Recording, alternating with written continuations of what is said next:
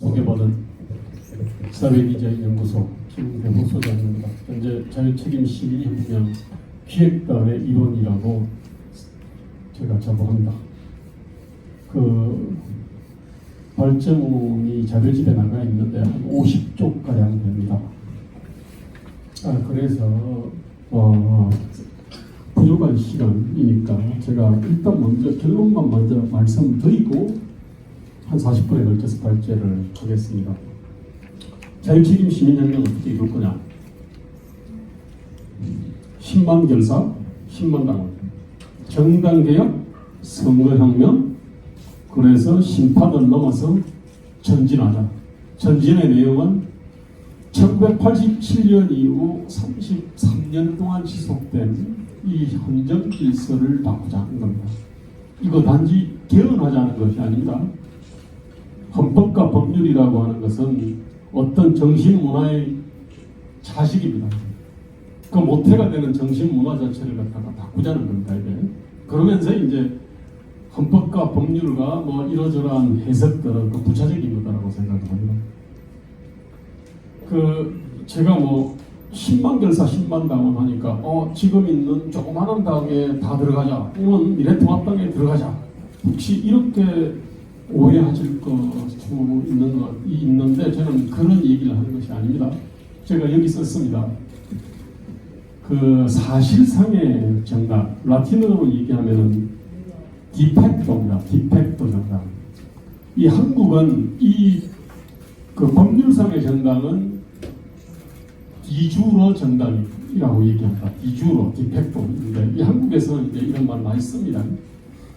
그런데 우리 지금 휴전 상태지만 사실상 지금 70년 넘게 평화를 누리고 있습니다.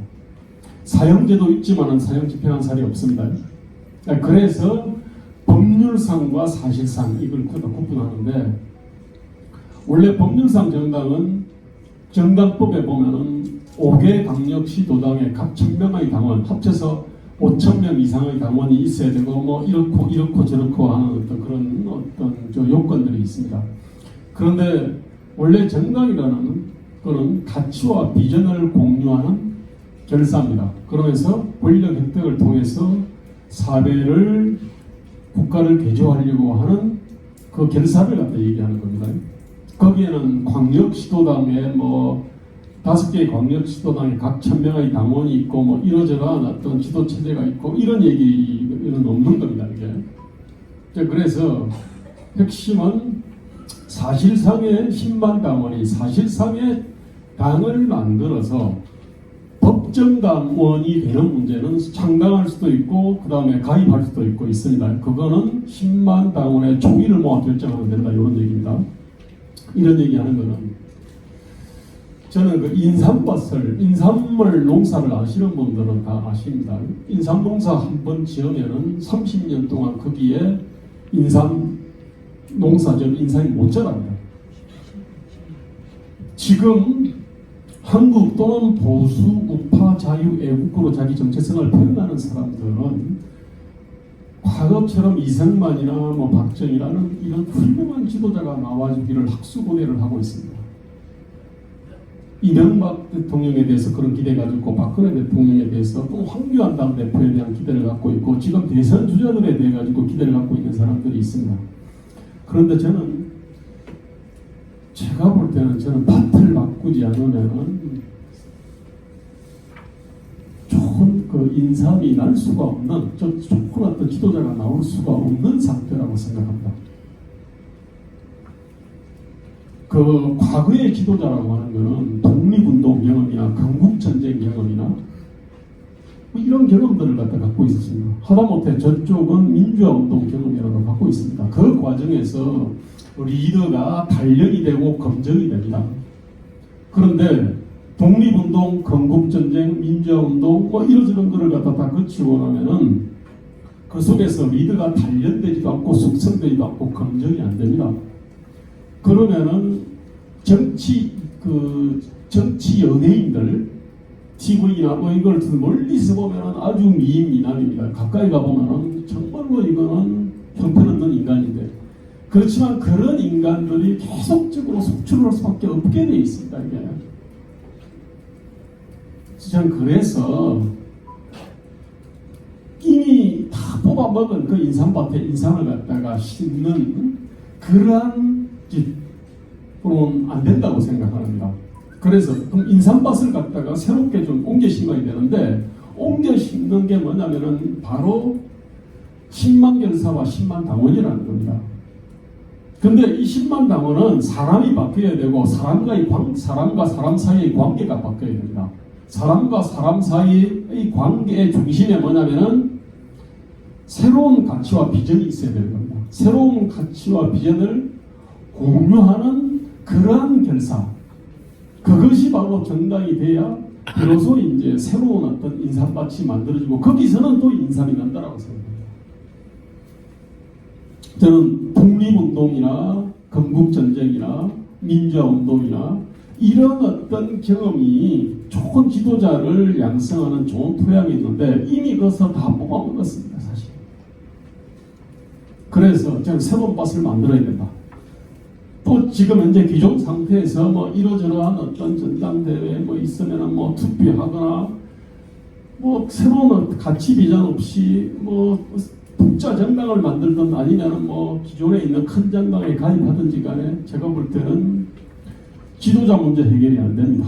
그리고 좋은 정당이 나오지 않습니다. 그래서 저는 완전히 새로운 밭을 일구는 그러한 심정으로 10만 결사 10만 당원을 얘기하는 겁니다. 이미 이 시도가 처음 하는 시도가 아닙니다. 과거 2010년에서 2011년에 100만 밀란이라는 운동이 있었습니다. 문성건이 앞에서 선무당을 바람을 잡았습니다. 그때 그 100만 밀란에 이해찬과 문재인이 올라탔습니다. 그 다음에 이러저런 시민단체 그 회원들, 참여연대라든지 이러저런 시민단체 회원들이 올라탔습니다. 그때 그 100만 밀란은 사실은 뭉치자 싸우자 이기자, 이겨서 원수 갚자, 뭐 대충 이런 거였습니다. 새로운 어떤 가치 비전을 갖고 있지 않았고요. 그 새로운 가치와 비전에 대한 논쟁 자체를 이걸 끄려 했습니다. 분열의 소지를 갖고 있다고.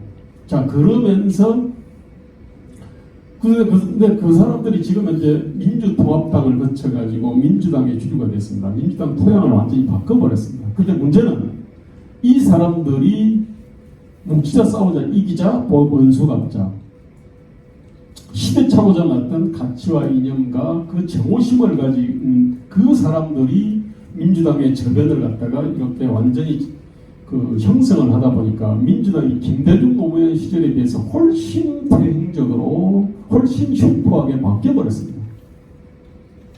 그 사람들한테는 이거는 성공 스토리입니다. 그러나 대한민국으로는 이거는 비극의 스토리입니다. 그 결과가 지금 중무정과 폭민정의 전형인 문재인 정부를 지금 보고 있는 겁니다. 저는 새로운 가치와 이념으로 무장하지 않고 만약에 정당의 어떤 저변을 갖다 장악을 한다 그러면은 이쪽 입장에서는 성공 스토리나지만 대한민국 입장에서는 또 하나의 어떤 불행한 스토리가 되는 겁니다. 그래서 저는 새로운 가치와 이념 요거를 갖다가 우리가 공유를 해야 되기 때문에, 그래서 사실은 발제문이 길어진 겁니다. 이게. 자, 본격적인 발제를 갖다 시작하겠습니다. 작년 10월 3일에 그 강화문 광장에 100만 인파의 어떤 함성을 기억하는 사람 많습니다. 그런데 올해 4월 16일 4.15 총선 바로 그 다음날 삼성전자 연구실부터 테헤란로의 벤처밸리까지 30, 40대 화이트 칼라들은 하이파이브를 갖다 했습니다. 우리가 이겼다. 마치 월드컵이나 한일 축구대전에서 한국팀이 이긴 것처럼 민주당의 압승을 자축을 했습니다. 근데 이거를 갖다가 아는 사람은 별로 많지가 않습니다. 이게. 그런데 믿기지 않겠지만은 곳곳에서 지금 이러한 그 하이파이브 어떤 이 장면들을 갖다가 보고 충격받았다는 사람들이 많이 있습니다. 근데 4월 15일 날 그때 그 KBS, MBC, SBS 3사가 그때 출구조사를 갖다가 한 적이 있습니다. 그 세대별 투표율은 세대별로 도대체 어디에 투표를 했는지 이거는 그밖에 자료가 없습니다. 그런데 이거는 표본수가 굉장히 많기 때문에 굉장히 정확합니다. 그게 바로 이제 뒤에 있는데, 그때 이제 18세에서 29세, 그러니까 20대의 56% 이상이 민주당을 지지를 했습니다. 30대는 61.1%, 40대는 64.5%가 지지를 했습니다. 이 안에서 화이트 칼라들을 따지면 더 많을 겁니다. 그 다음에 여성들은 이보다도 평균보다도 좀 더 많이 그 더불어민주당을 지지하고 미래통합당을 외면했다는 것이 그것이 상식입니다. 충격적이죠. 그러다 보니까 이게 해명이 안 되는 겁니다. 이게 그러다 보니까 일각에서 자 이거 부정선거 아니냐 이러고 있습니다. 이게 이제 분명한 거는 그때 그 전에 4.15 총선 전에 아주 과도한 낙관과 기대가 지금은 과도한 비관과 절망으로 바뀌었습니다. 그리고 지금 민주당과 문재인 정부는 이제 그동안의 모든 폭정과 실정, 부정 비리의 면죄부를 받은 것처럼 지금 그러면서 이제 폭주의 가속 페달을 밟고 있습니다. 그런데 문제는 오만과 독선과 독점이라고 하는 이거는 문재인 정부와 민주당의 전유물이 아닙니다. 냉정하게 보면요. 지금 미래통합당은 야권 내 경쟁자들이 전부 위축되거나 망했습니다. 국민의당과 민생당. 야권 내 경쟁 정당이 있는데 지금은 사실은 좀 다 맛이 갔습니다. 자, 그 다음에 기존의 진영 내에 이제 그 경쟁 세력들이 있었습니다. 예컨대 바른정당, 바른미래당, 새보수당, 우리공화당, 친박신당, 기독자리 통일당 이 당들은 중간에 다 이렇게 흡수되거나 사실은 지금 떡실신한 상태입니다. 이게. 자, 그러니까 진영 내 경쟁자들도 떡실신했거나 아니면 사라졌거나 그렇습니다. 자, 이제는 반대 독점당이 되어버렸습니다. 이들이 아무리 그래도 우리가 미워도 문재인과 민주당이 더 미우면 우리 말고 찍을 데가 어디 있어. 자, 이런 어떤 오만과 독점이라고 하는 것은 폐쇄성을 낳습니다. 기득권을 갖다 지키려고 하는 그런 움직임을 갖다 낳게 되어 있습니다. 그러면 우리 이 간절한 혁신 이거 잘 안 됩니다. 단적으로 지금 홍준표 등 내면에 했던 당선자들이 있지 않습니까? 이 사람들 미래통합당에서 끌어들이려고 하지 않습니다. 상당히 배치갑니다. 그뿐만 아니라 기존에 뭐 원외 당협위원장들도 있고 열성당원이 있는데 그 사람들과 함께 뭔가 당무를 논의하려고 하지 않습니다. 이게. 자, 그렇기 때문에 참 미래통합당이 아마 여기는 잘 돼주기를 미워하면서도 그래도 잘 돼주기를 갖다가 바라는 사람들이 많이 있는데 참 이게 구조가 보면 잘하기가 쉽지 않은 구조를 갖고 있습니다.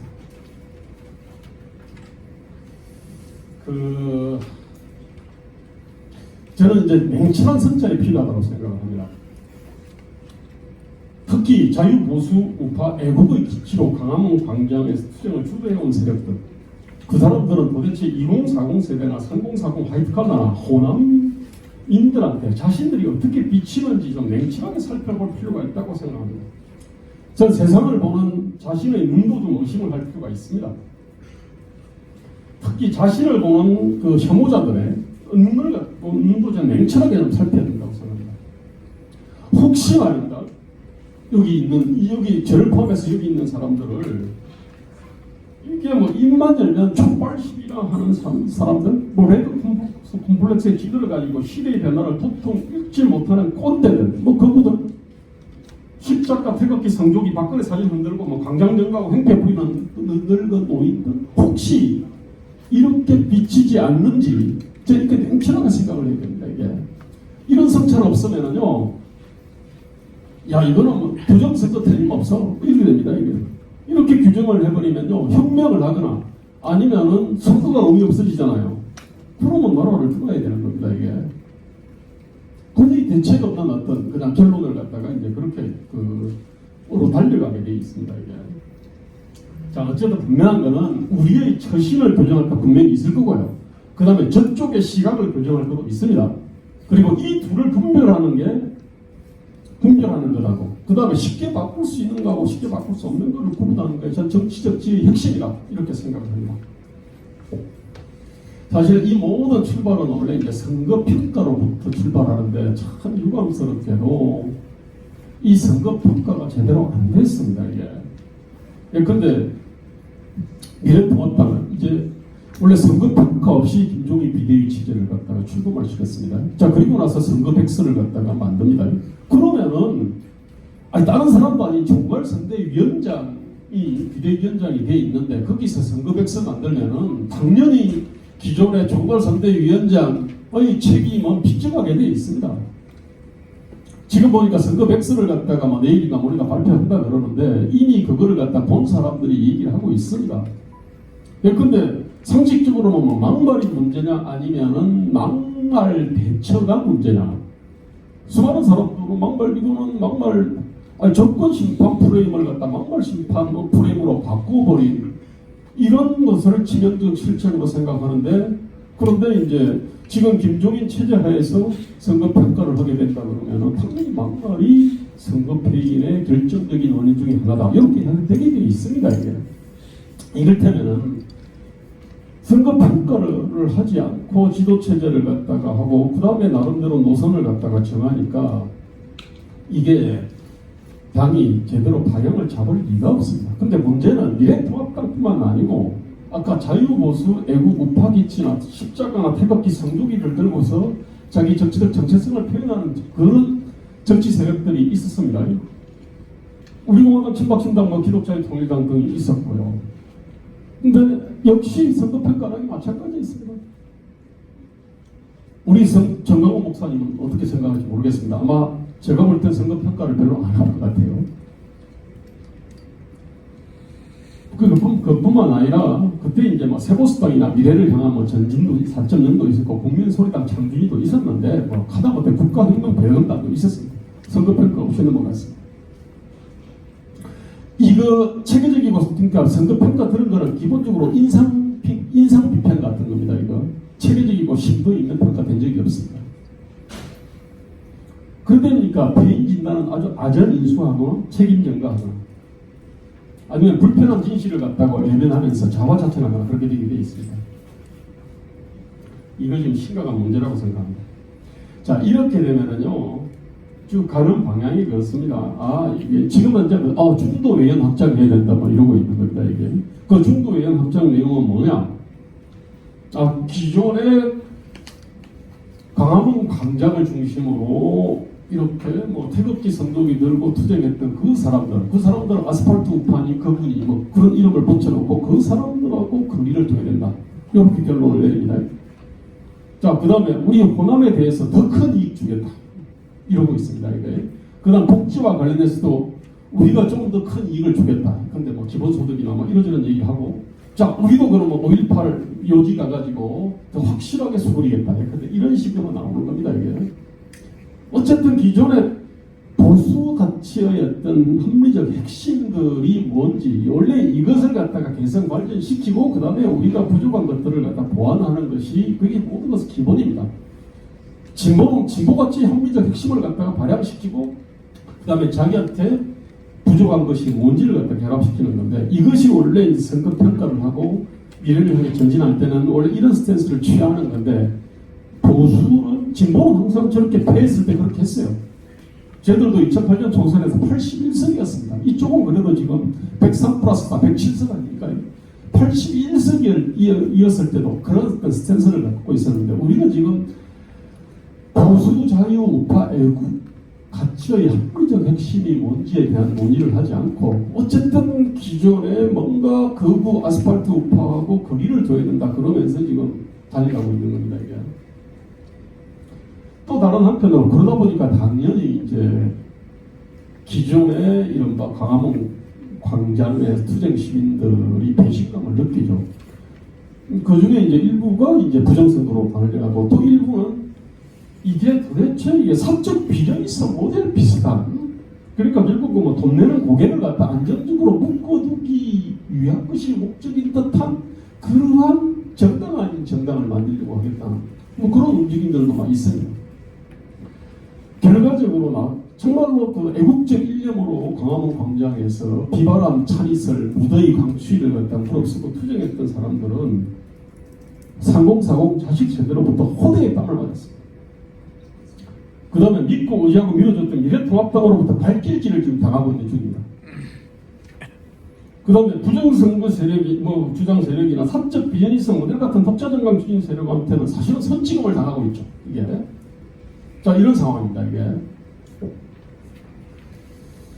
저는 여전히 총선에 대한 냉정한 평가가 필요하다고 생각합니다. 지금 이제 참패였던 가까운 원인하고 참패의 먼 원인과 관련해가지고 충분히 됐습니다. 그 중에서 핵심적인 게 아마 공천 실패인데, 공천 실패 관련해서도 이게 그 내용이 각색입니다. 인물이 문제다, 공천 시점이 늦었니, 절차가 문제니, 공천을 통해서 발산한 메시지가 아니, 공천 갈등 봉합 방식이 틀렸니, 공간이 구성이 이게 보니까 부산, 경남 출신으로 돼가지고 서울 수도권 선거에 대해서 하나도 모르는 사람이니 이런저런 얘기가 있는데 다 맞는 얘기입니다. 어쨌든 도대체 공천하면서 유권자들한테 자신들의 가치나 비전이나 정신과 프레임을 갖다가 각시키는 게 별로 없습니다. 태고 공천할 때는 나름대로 의미 있었어요. 근데 그 외에 수많은 공천들이 있는데 마치 그 공무원이 행정 처리하듯이 그냥 우르르 했습니다. 그 메시지를 갖다 부각시킨 적이 없습니다. 호남 관련해가지고도 사실 선거 전략이 아직 없었죠. 우리 주변 대표님께서 아까 시대착오 586 이러저런 얘기했는데 시대착오 586 청산 이런 개념 이거 없었습니다. 이게 노동공동개혁 메시지 이런 거 없었습니다. 이게 탈원정 정책 전환 메시지 이것도 뚜렷하지 않았습니다. 그 다음에 저쪽의 세금 가림주구획이라든지 세금 낭비라든지 불합리한 국가 규제라든지 이런 거를 해파할 유능한 경제정책 정당이다 우리가 이런 어떤 이미지를 갖다 부각시키지도 못했고 청년과 미래세대한테 기회와 희망이 있는 세상을 우리는 책임질 수 있는 당이다라는 그런 메시지를 던지지를 못했습니다. 당연히 청와대주도 그 울산 선거에 대해서 그 선거 개입도 이런 것도 제대로 이슈를 갖다 이슈하지를 못했고요. 자, 이제 이 부분이 아마 그 선거 백스에서도 아마 제대로 다뤄지지 않을 겁니다. 근데 진짜 문제는 공천 실패와 공천 주택의 극장 근원에 보면 2016년하고 2020 비슷한 게 그때가 뭐냐면 국민의당하고 민주당이 분열되어 있으니까 이번에 그 당시 새누리당 공천만 받으면 당선된다는 생각을 했습니다. 그러니까 이번에 내 새끼들을 확실하게 그냥 집어넣자 이렇게 생각을 했습니다. 사실은 2020년에도 워낙 정권 심판 프레임 바람이 세게 부니까 이번에도 미래통합당 공천만 받으면 당선될 거야 라고 생각을 갖다가 했습니다. 그래서 이번 기회에 그냥 내 새끼들만 집어넣자.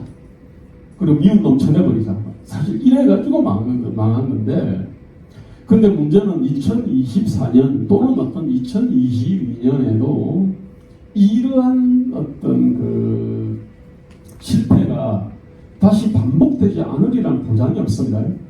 자, 지지율이 지금 낮은 상태로 계속 가면요 2016년이나 2020년 같은 그러한 실패를 안 합니다. 그런데 지지율이 올라가거든요. 야, 이번에 그러면은 당장 내년 아마 서울시장과 부산시장 재보선만 하더라도 야, 미래통합당 공천만 받으면 당선되겠네 이렇게 생각을 하는 가능성이 굉장히 있습니다. 사실은. 자, 그리 되면은 그 과정에서 조태가 나오게 돼 있습니다. 저는 원래 이런 문제는 다른 선진국은요 당연히 기본적으로 지역당원한테 광역당원이나 시당의 어떤 당원이나 선거구의 당원들한테 보통 공천권을 갖다 줍니다. 이게 이른바 선진정치 글로벌 스탠다드입니다. 이게. 그런데 한국 양대정당은 대통령 후보나 국회의원 후보의 어떤 과두지배 체제로 사실은 운영되어 있습니다. 그러니까 당원한테 권리와 의무를 갖다 제대로 준 적이 없습니다. 그러니까 당비가 지금 이쪽이 1,000원 아닙니까? 1,000원 한 달에. 한 달에 1,000원씩 3번 내면 책임당원이 됩니다. 저쪽은 1,000원씩 6번 내면 권리당원이 되는 겁니다. 왜 이렇게 당비가 낮냐면 그만큼 권리도 없으니까 의무도 없는 겁니다. 이게. 그러니까 이제 과두지배 체제가 된 거고 그러다 보니까 이제 공간이 만들어가지고 오만시행쇼를 갖다가 다 하고 망하고 그렇게 하는 겁니다. 이게. 그런데 밑에 당 저변 구조를 바꾸지 않으면 이거 계속되게 돼 있습니다. 이게.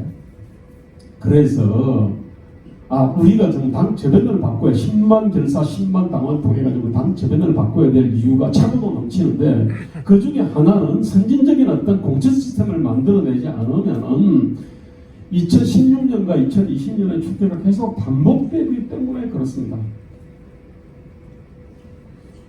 근데 지금은 하여튼 지금 적신호가 들어오고 있습니다. 지금 그 미래통합당의 지지율이 올라가고 있거든요, 이게. 자, 그 외에 뭐 선거 관련해가지고 뭐 이러저런 대안담론이 있는데 뭐 보수 탈색론 있었는데 사실은 이미 그때 공천할 때 탈색 다 했는데 뭐 왜 또 탈색한다고 그런지 모르겠습니다. 그 다음에 뭐 중도 외연 확장론이라는 거는 앞에서 이제 그 말씀을 드렸습니다. 이거 사상 이념적인 자부심이 없는 거예요. 사상 이념적 자부심이 있으면은 내가 주장하는 가치와 비전이 왜 안 먹혔지? 우리가 이걸 해석을 잘못했나? 이슈를 잘못했나? 정책을 잘못 만들었나? 근데 이렇게 생각할 거 아닙니까? 그죠? 자, 그러면서 왜 저 사람들한테는 안 들어갔을까? 마케팅 잘못했나? 원래 이제 이런 생각들을 갖다 먼저 하는데 우리는 그냥 기존에 있는 어떤 보수 자유 우파 가치를 갖다가 뭔가 그게 틀린 것처럼 우리 이제 그렇게 생각하면서 가고 있습니다. 그 다음에 이제 세대 교체론을 갖다 얘기를 합니다.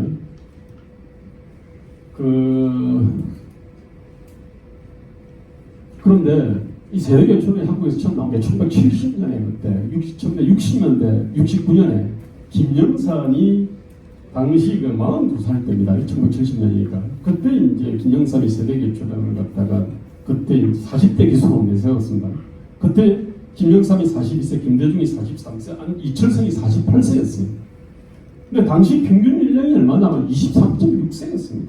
중위 연령은 18.5세였어요. 자, 그런데 지금은 뭐냐? 2020년 현재는 평균 연령 42.7세고 중위 연령 43.8세입니다. 기대 수명이 지금 80세입니다. 이게.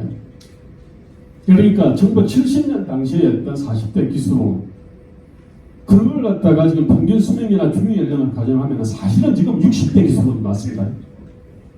물론 뭐 그렇다 해서 통한다는 건 아닌데 분명한 거는 너무 말입니다. 환갑 지났으니까 내 역사적 역할 끝났으니까 난 뒷방으로 가야겠다. 이거 바람직하지 않습니다. 근데 분명한 거는 이거는 차악입니다. 차악은 뭐냐면은 원래 최선은 사실은 나이가 들면은 말을 닫고 지갑은 여는 겁니다. 그런데 최악은 뭐냐면은 지갑은 닫고 말을 여는 거예요. 지금 한국에 지금 그 보수 자유 우파판 보면은 60대, 70대 분들께서 지갑은 안 열면서 말은 엄청나게 많이 하시고 질적 위치는 다 차지하려고 그러시더라고요. 그건 최악입니다, 이게. 자, 차악은 뭐냐면, 우리 나이 60 먹었으니까 우리 뒤로 빠지자. 그냥 이거 젊은 애들한테 맡겨놓고, 그리고 젊은 지도자한테 맡기고, 우리는 그냥 뒤에서 박수나 치자. 이게 제가 볼 때는 차악인 겁니다, 이게.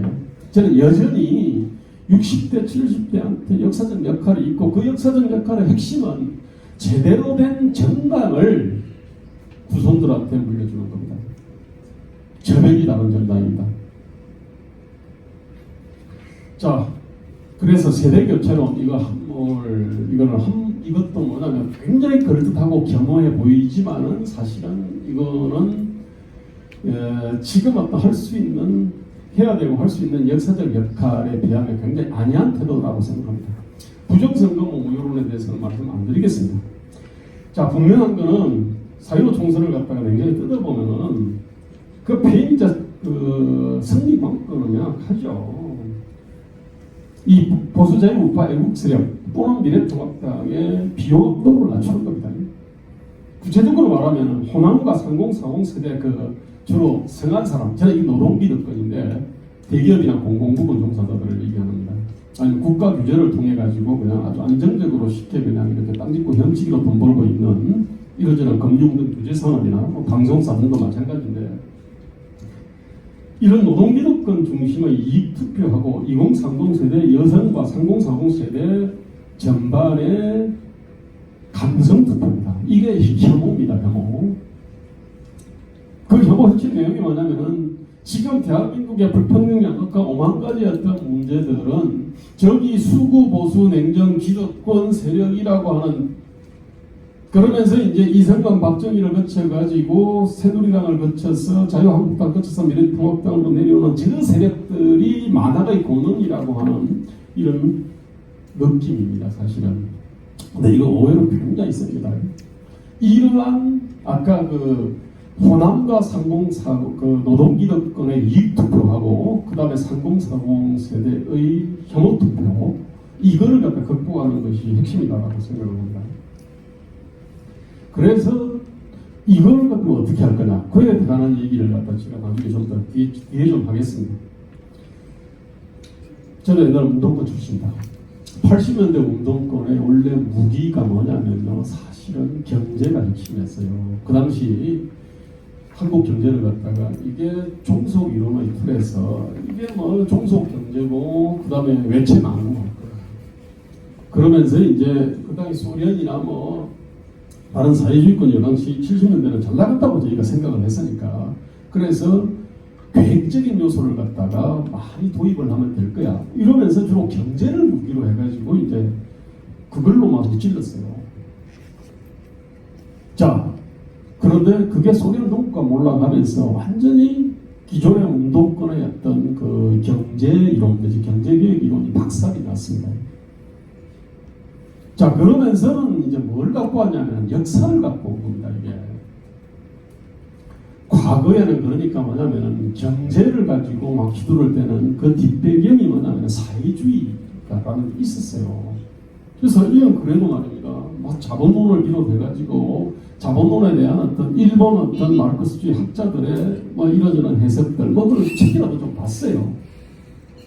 근데 그게 박살이 났는데 자, 그다음 그러다 보니까 역사를 무기로 삼은 겁니다. 이거는 뭐냐면 친일파 민족 반역자들을 제대로 청산을 못 해가지고 대한민국이 요 모양 요 꼴이라고 하는 뭐 이런 겁니다. 이거는 별로 공부가 별로 필요 없어요.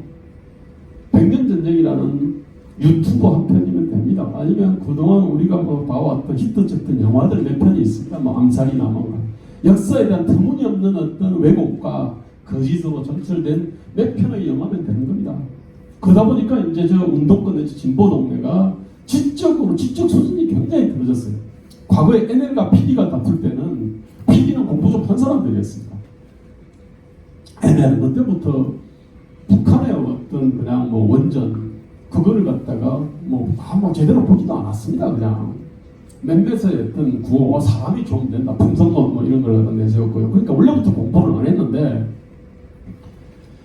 경제라는 무기가 딱 그냥 이렇게 소련 동구 몰락으로 해서 이 작살이 나고 나니까 역사를 끌고 왔는데 역사라고 하는 것도 그것도 무슨 이런저런 책들을 갖다가 보면서 실사고시한 게 아니고 몇 편의 어떤 그 영화라든지 영상물을 가지고 한 거예요. 그러다 보니까 지적 수준이 원래 떨어진 애들이 주도권을 잡았는데 그보다 훨씬 더 떨어져 버렸습니다.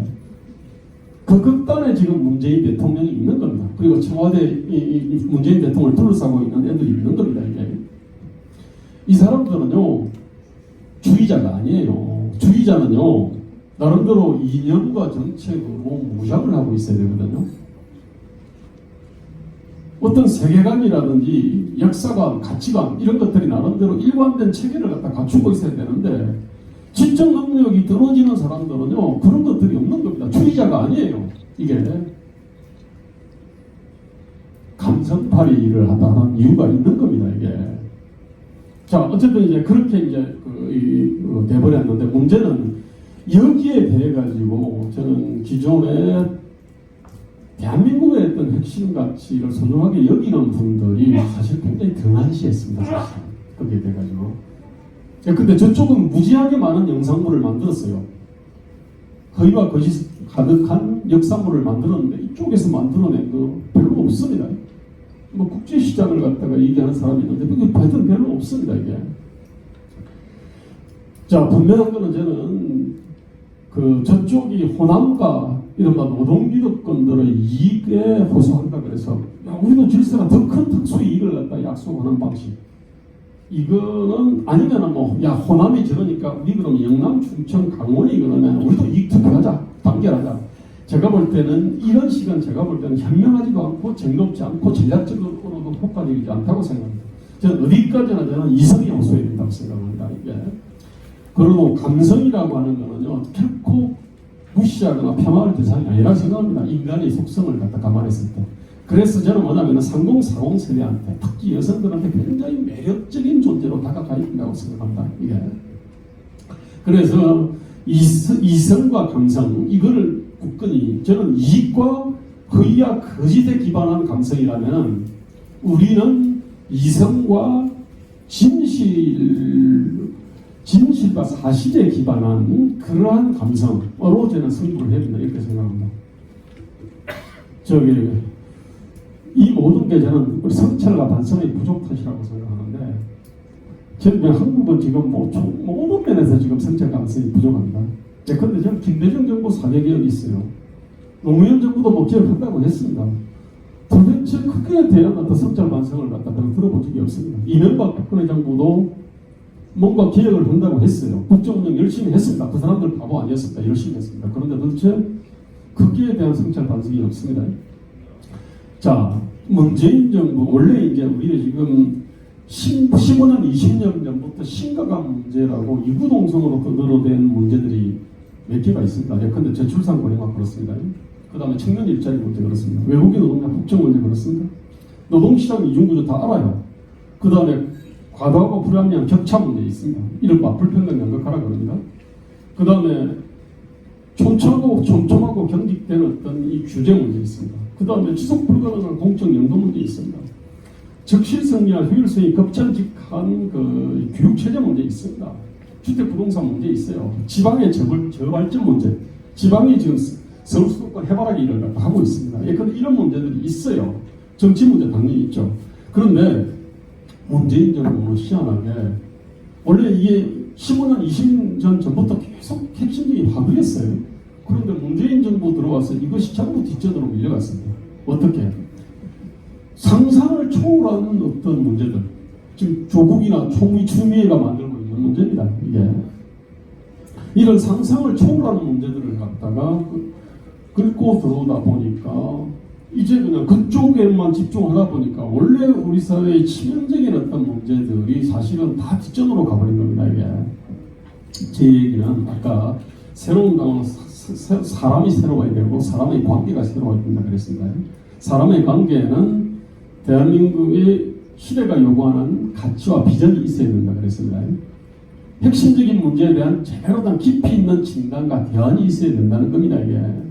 그렇다면은 지금 저쪽의 어떤 황당무계한 그러한 그 민주주의나 법치 파괴 행위에 대해 가지고 맞서 싸우는 것과 더불어 가지고 지금 수많은 사람들이 고통을 이렇게 겪고 있는 저출산 고령화 문제나 청년 일자리 문제, 외국인 노동자 폭증 문제, 노동시장 이중구조 문제 등에 대해 가지고 우리가 제대로 된 어떤 진단을 거쳐서 제대로 된 대안들을 갖다가 내놓는 작업을 병행해야 된다는 얘기입니다. 이게.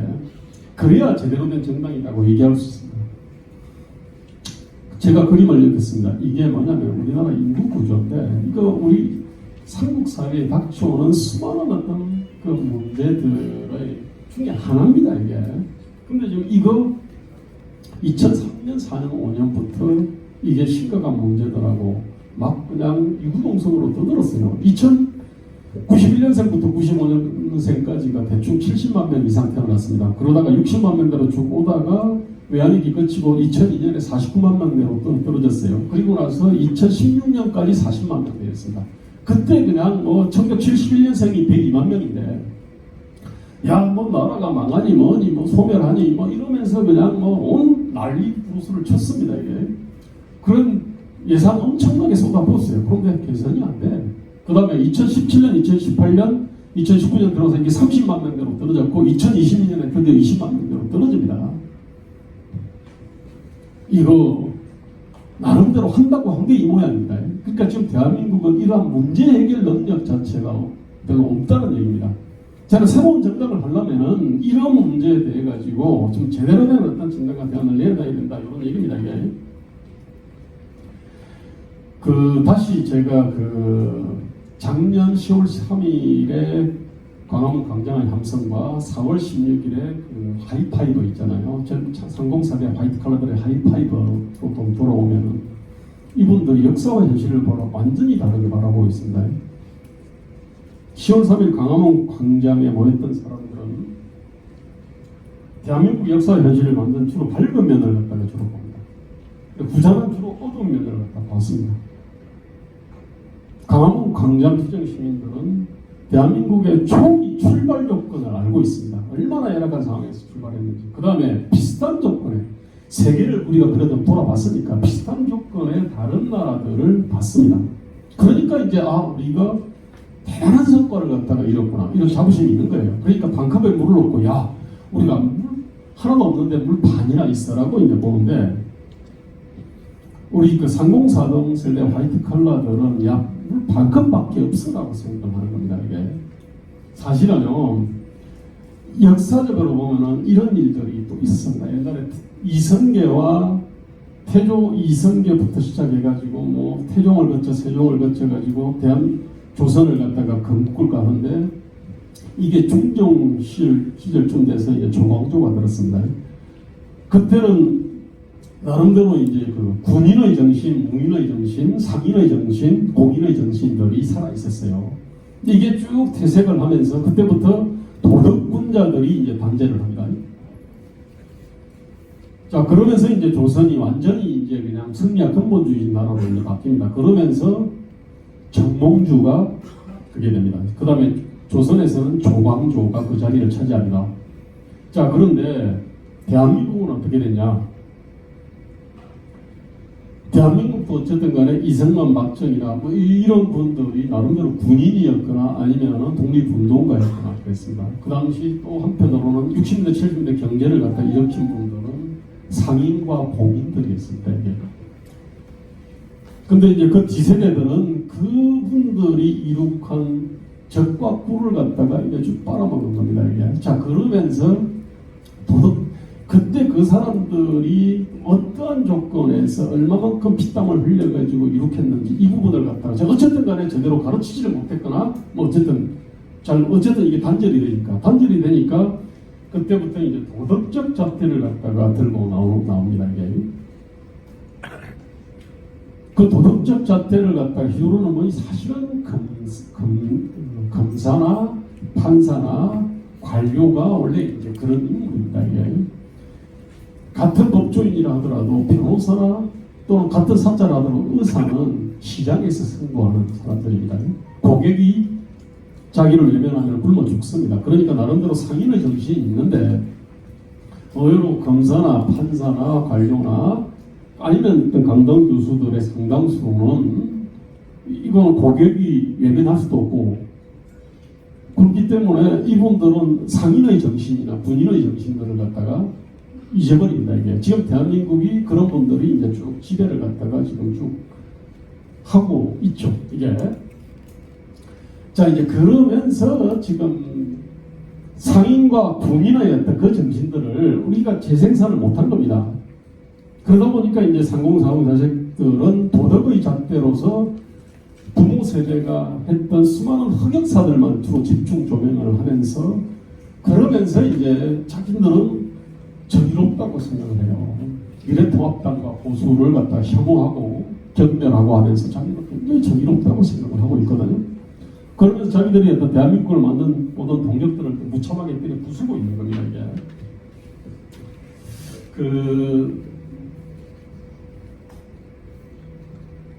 저는 2007년에 여의도 통신이라고 하는 언론사가 있었는데 그때 뭐냐면은 국회의원 299명을 대상으로 해가지고 가장 존경하는 인물은 누구입니까? 이래가지고 설문조사를 한 적이 있습니다. 그때 그 결과 뭐냐면 압도적 1위로 선정된 사람이 백범 김구입니다. 백범 김구를 그 당시 가장 존경하는 인물로 이제 꼽은 사람이 79명인데 2, 3순위까지 합치면 89명이었어요. 그런데 이게 말입니다. 야당만 그런 게 아닙니다. 여당, 그 당시에 여당, 야당 다 그랬고요. 그 다음에 젊은 어떤 어머니, 늙은 어머니나 다 마찬가지로 대부분 김구를 갖다 지목했어요. 이승만은 몇 표 나왔겠습니까? 단 한 표도 안 나왔습니다. 검색해 보십시오. 나옵니다. 이게. 그때 이제 뭐냐면은 존경하는 인물 1순위가 이제 이순신 새로운 한 명 나왔어요. 정약용 16명, 세종대왕 10명, 아버지 그때 이제 5명, 8명, 링컨 7명, 간디 6명, 안창호, 전태일, 장준하, 안중근, 루스벨트 4명이었어요. 박정희, 신채호, 김대중, 정조대왕, 만델라 마가렛 대처가 3명 나왔습니다. 근데 이승만 한 명도 안 나왔어요. 저는요, 어떻게 보면 역사 전쟁에서 보수 자유파 일부 세력이 사실은 진 겁니다. 아니, 패배를 자초한 겁니다, 이게. 이 서로가 그 당시 대한민국의 어떤 그 가치를 잘 몰랐다는 얘기거든요. 그러다 보니까 마치 조선에서 초광조의 자리에 김구가 지금 있는 겁니다, 이게. 새로운 체제는, 새로운 그 민주공화국이라고 하는 거는 헌법과 법률을 바꾼다 그래가지고 되는 게 아닙니다. 그 모태가 되는 거는 정신입니다, 이게. 그 정신과 관련해서 저는 우리를 갖다 지배하는 어떤 이 체제를 1987 체제라고 부르는데, 1987 체제라고 하는 거는 이거 1987년 10월 29일 날 통과된 헌법을 말하는 게 아닙니다, 이게. 여튼데 똑같은 헌법 조항이라 하더라도 전혀 다르게 해석합니다, 이게. 그래서 헌법 이전의 정신을 봐야 된다는 겁니다. 그 정신을 갖고 있다는 건데, 그 정신의 핵심이 뭐냐면은, 저는 이거 19체제 유전자라고 저는 부르는데, 그 체제 유전자가 뭐냐면은, 첫 번째는 이게 민주화라고 하는 겁니다. 근데 민주화라고 하는 거는 독재 정권 몰아내고 우리가 하는 이런 거예요. 그 다음에 다수지배 체제였습니다. 근데 원래 민주화라고 하는 거는 본충성의 원칙에 입각해가지고 내가 내 가족이 잘할 수 있는 거는 나한테 맡기고, 내가 못하는 거는 마을이 못하는 거는 지역이 못하는 거는 중앙이 못하면은 초국가적 기구로 보충성의 원칙에 따라서 계약에 의해 가지고 권리 의무를 또는 그런가 책임을 이임을 하는 건데, 우리가 이 개념이 없었습니다. 저는 앞으로의 민주화는 뭐냐면 다수 지배 체제 이런 것들이 아니라 개인의 어떤 그 개인과 가족, 그 다음에 어떤 소공동체의 어떤 그 자유의 어떤 극대화를 위해서 보충성의 원칙에 따라서 계약에 의해서 권리와 의무와 권한과 책임을 이임하는 거다. 근데 이 개념을 갖다가 잡아야 된다는 겁니다, 이게. 자, 그 다음에 또 하나의 어떤 1987 체제의 어떤 유전자라고 하는 거는 그 내 권리와 내 자유를 찾아서 각계약 정하는 겁니다, 이게. 그러니까 권리의 어떤 확장은 무조건 좋은 거라고 생각합니다. 그래서 헌법 만들자 그러면은 기존에 있는 기본권에다가 무슨 여성도 집어넣고 뭐 하다못해 동물 집어넣고 외국인도 집어넣고, 근데 이런 거를 갖다가 이게 뭐냐면은 개혁적이다라고 생각하는 착각입니다. 자유와 권리는 그에 따른 어떤 책임과 의무가 다른 거는 겁니다. 권한과 책임은 균형이 돼야 되고, 혜택과 부담이 균형이 되고, 위험과 이익이 균형이 돼야 되는데, 우리는 뭐냐면은 권리만 생각하고 이익만 혜택만 생각을 하고 그에 따른 어떤 그 부담이나 이런 걸 생각하지 않았던 겁니다, 이게. 자, 그러다 보니까 이제 마치 이런 거를 갖다가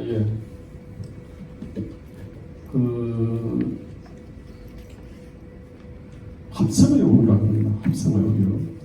그러니까 부분적으로 개선했는데 전체적으로 태용하는 경우가 많습니다. 근데 자전거 프레임에다가 거기다가 자동차 바퀴 끼워놓으면 비싼 거 끼워놓는데도 불구하고 안 돌아갑니다. 근데 지금 현재 우리가 이런 문제가 있습니다. 이게 뭐냐면은 새로운 종합적인 어떤 발전 체제가 없어서 그런 건데, 우리가 새로운 어떤 정당을 만들겠다고 한다 그러면은 우리는 뭐 이러저러한 어떤 뭐 권리와 이익들을 갖다가 우리가 더 강화하겠어, 더 키워주겠어 이런 것이 아니라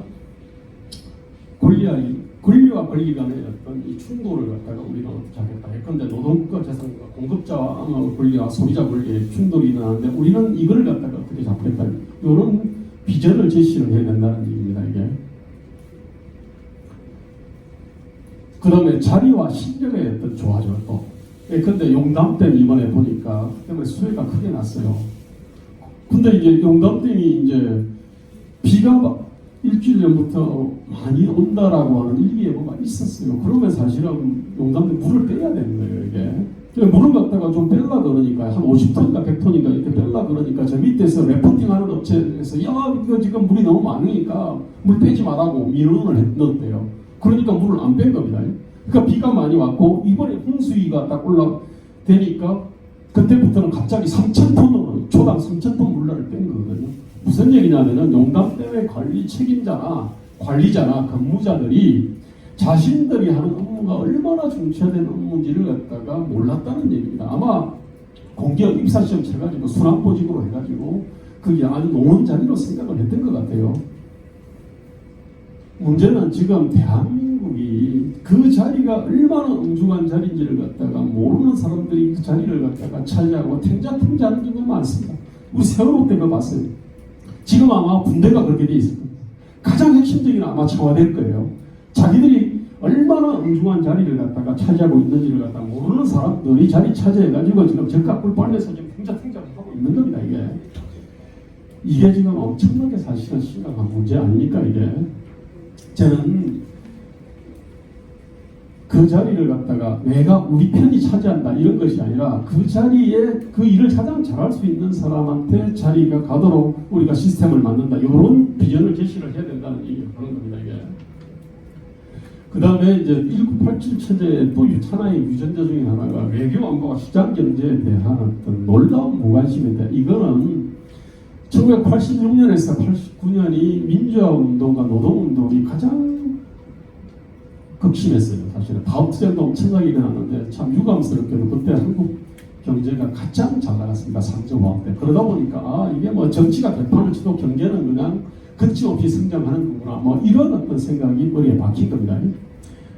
이런 부분, 이런 생각들은 시야를 갖다가 넓혀주면 되는 겁니다. 이게.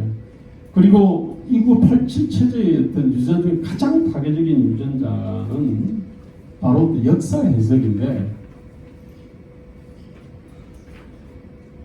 이 불평등 양극화 같은 많은 모순 부조리를 갖다가 이거는 전부 다 신생 악당의 문제라고 그 악당의 이름이 바로 보수다라고 하는 겁니다. 이제 그러면서 그걸 갖다 역사에서 이제 흑역사를 파내가지고 봐라 이렇게 된 겁니다. 이게 자 그러면서 어떤 모든 문제를 악당의 어떤 악당 짓거리로 여기니까 이게 제도나 정책이 발전할 수가 없잖아요. 제도나 정책이라는 것은 권리의 균형이나 권리의 고난과 책임의 어떤 그런 균형, 뭐 혜택과 부담의 균형 뭐 이런 건데 자 그래서 저는 이러한 1987 체제의 어떤 유전자를 갖다가 소리 개비를 완전히 바꿔가지고 새로운 체제 유전자를 갖다 만들어내야 되는 거고 그 만들어내는 것과 관련해가지고 민주주의에 대한 새로운 해석 그 다음 합성의 어려운 문제 그 다음에 외교 안보에 대한 어떤 지독한 무관심 이런 부분을 떨어내야 된다는 얘기를 하는 겁니다. 그 다음에 우리 사회가 지금 밀려오는 그 여러 가지 총체적 위기들이 있는데 그 위기에 대해 가지고 저는 제대로 우리가 전혀 응답하지 않은 인지하지도 않고 아젠다로 만들지 않은 위기들이 많이 있습니다. 그런 부분들에 대해 가지고 제대로 문제를 갖다가 삼아야 된다고 생각합니다. 그 미래통합당 문제만 잠깐 말씀드릴게요. 아까 말씀드렸다시피 미래통합당이 돈 1,000원씩 3개월 내면은 책임당원이 됩니다. 그리고 이게 이제 그 당원 숫자는 김종인 그 비대위원장은 당원이 30만 명이다라고 얘기하는데 실제로 이분들이 전당대회 때 말입니다. 투표를 하는데 그것도 투표장에 가는 것도 아니에요. 모바일로 막 투표를 하거든요. 아주 쉽게 투표를 해도 이 작년 2월달 그때 2월 27일 전당대회 때 투표를 한 총수가 10만 명이 안 됐습니다. 근데 그 중에서 이제 5만 3천 표를 얻어가지고 황교안이 당대표가 됐어요. 저는 그래서 조직된 10만 또는 5만만 있어도 사실은 지금 기존 체제라고 한다면 전당대회 때 사실 다 이렇게 휘어잡을 수는 있습니다. 그런데 이게 뭐냐면 100만 밀런식으로 말입니다. 완전 백개문적인 어떤 사람들이 당을 갖다 재변을 갖다가 새롭게 장악을 한다 그러면 당 퇴행이 옵니다. 사실은. 그리고 또 한 번 당했기 때문에 그렇게 호락호락하지 않습니다. 그래서 저는 기존에 있는 미래통합당의 어떤 당원들이 볼 때 인정해주고 먹어줄 수 있는 그런 면모를 갖춰야 되는 겁니다. 이게 이쪽이 1,000원이면 10,000원을 내고 그다음 일상활동도 하고 학습도 하고 말입니다. 강화문 광장 투쟁뿐만 아니라 도심 다른 어떤 중간 부도심에서 말입니다. 거기서 우선 그 한미동맹에서 태극기 성조기만 한다는 게 아니라 지금 청년 세대가 그 아파하는 그런 문제들을 해결하는 어떤 방법에 대해 가지고도 이 얘기를 갖다 하는 이러한 어떤 면모로 보이는 당원 그 사람들이 마음으로